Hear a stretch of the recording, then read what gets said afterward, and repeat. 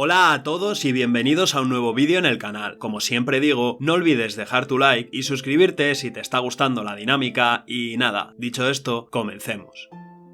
En esta ocasión hablaremos de la maquinaria de guerra hitita y su organización. Pues bien, los hititas ocuparon la península de Anatolia entre el año 1900 y el 1000 a.C.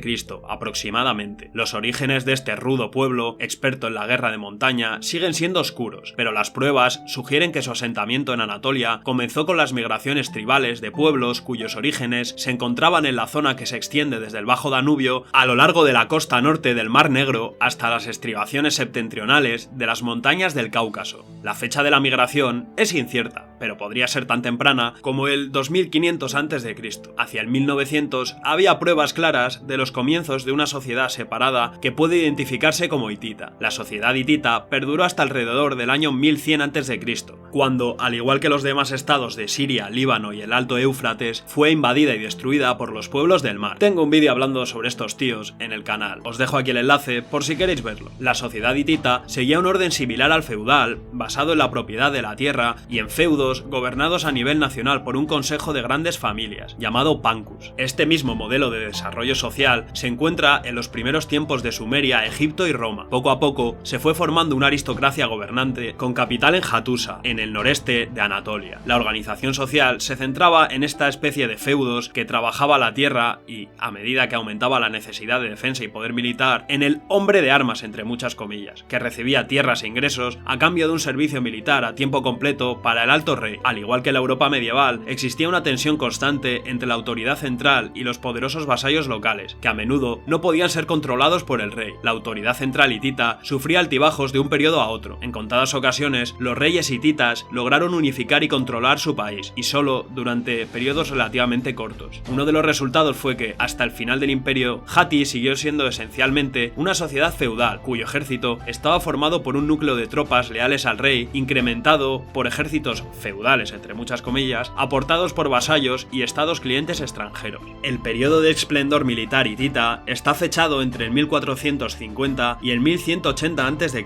En el 1346, un joven y vigoroso rey llamado Suppiluliumas controló la situación interna y se movilizó militarmente contra las ciudades-estado de la zona siria. Logró hacerse con el control de la mayoría de las ciudades-estado de la zona antes de avanzar contra los Mitanni. Una vez reducido el poder del reino de Mitanni, instaló allí sus propios gobernadores y creó un nuevo estado que actuaría como amortiguador frente al creciente poder de Asiria. Suppiluliumas fue sucedido por su hijo menor, Mursili, que continuó reforzando el control hitita en la zona siria al tiempo que ponía bajo su control el nuevo estado tapón de Mitanni. Hatti invadió más al sur la zona siria mientras los egipcios estaban paralizados por la agitación interna. A Mursili le seguiría en el trono su hijo Muwatalli, que reprimió las revueltas de Arsawa y las tierras de Ghazgan, asegurándose de que los acontecimientos internos no interfirieran en el incipiente conflicto con Egipto. Logró un acuerdo diplomático temporal para mitigar la renovada presión asiria en la región de Mitanni. Egipto estaba por fin dispuesto a intentar contrarrestar la influencia hitita en la zona siria y comenzó a fomentar disturbios en algunas de las ciudades-estado bajo dominio hitita. Muwatalli actuó rápidamente para reducir la amenaza con una intervención armada contra Kadesh, Carquemes y Alepo, doblegándolas e instalando gobernantes y guarniciones hititas en ellas. Se trataba de un claro desafío a Egipto y el conflicto armado se veía inevitable. La base de la estrategia de seguridad nacional hitita permaneció inalterada durante casi 5 siglos. El objetivo era asegurar la patria reprimiendo las revueltas internas y aumentando el poder de las autoridades nacionales para hacer frente a las constantes amenazas de la frontera. En el 1279 a.C.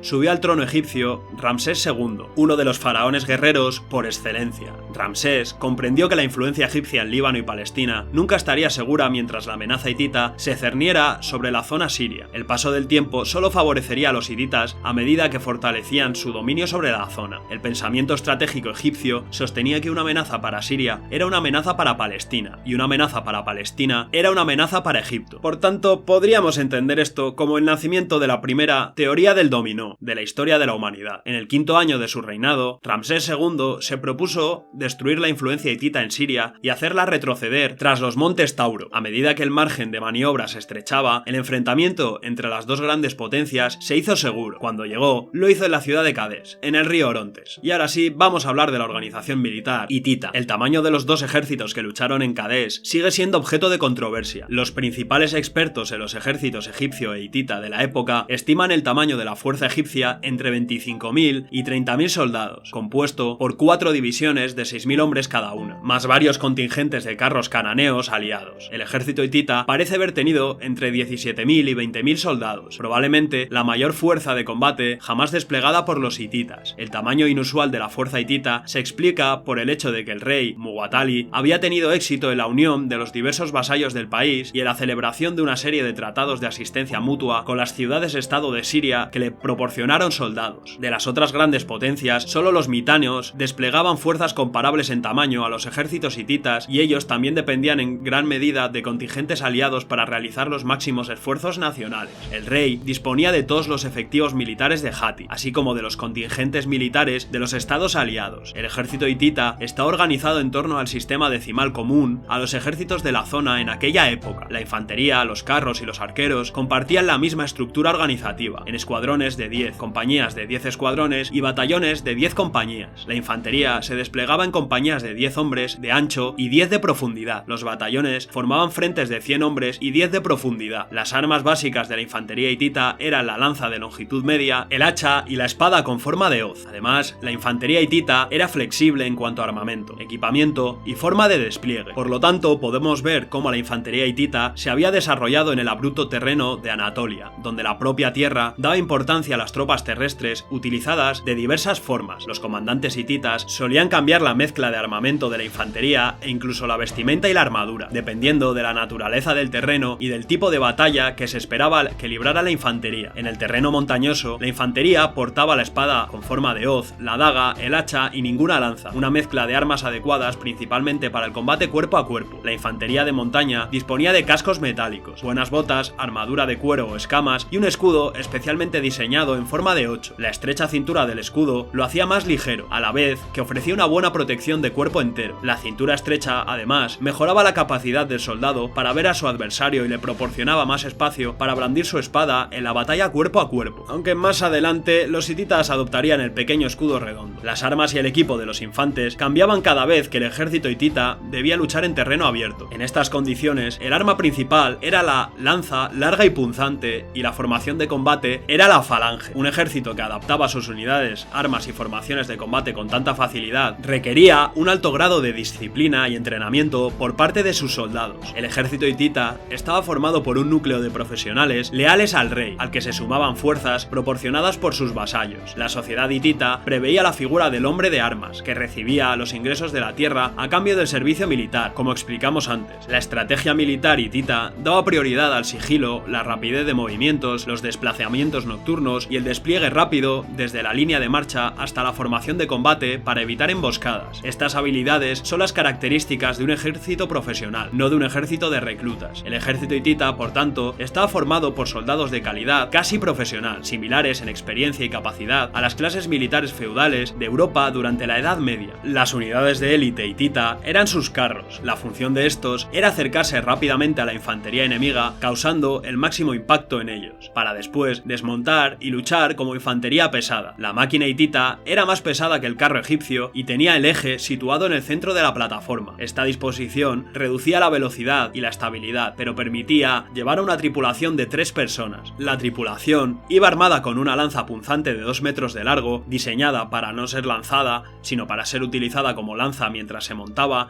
y como arma de infantería cuando se desmontaba. Los hititas utilizaban sus carros como infantería pesada montada y eran la clave del éxito del ejército hitita luchando en terreno abierto. Se puede entender el papel táctico de los carros recordando que el arte de la guerra hitita se desarrolló en el inhóspito terreno de la meseta de Anatolia, que ofrecía pocas llanuras abiertas donde los carros pudieran maniobrar, pero sí numerosos valles y desfiladeros desde los que un ejército oculto podía atacar repentinamente a un enemigo desprevenido. En estas condiciones de distancias cortas al cierre del el combate, incluso una máquina pesada, podía moverse lo bastante rápido como para infligir un choque repentino y decisivo. Mientras que el terreno abierto de Egipto y Palestina fomentaba un énfasis en la velocidad de movimiento sobre extensiones de terreno abierto, la experiencia hitita enfatizaba la sorpresa táctica. Era típico de la estrategia militar hitita intentar atrapar al enemigo sobre la marcha y tenderle una emboscada con una repentina avalancha de carros e infantería tras de él antes de que pudiera desplegarse para hacer frente al ataque. Esta táctica se empleó brillantemente en Kadesh y casi destruyó al ejército egipcio.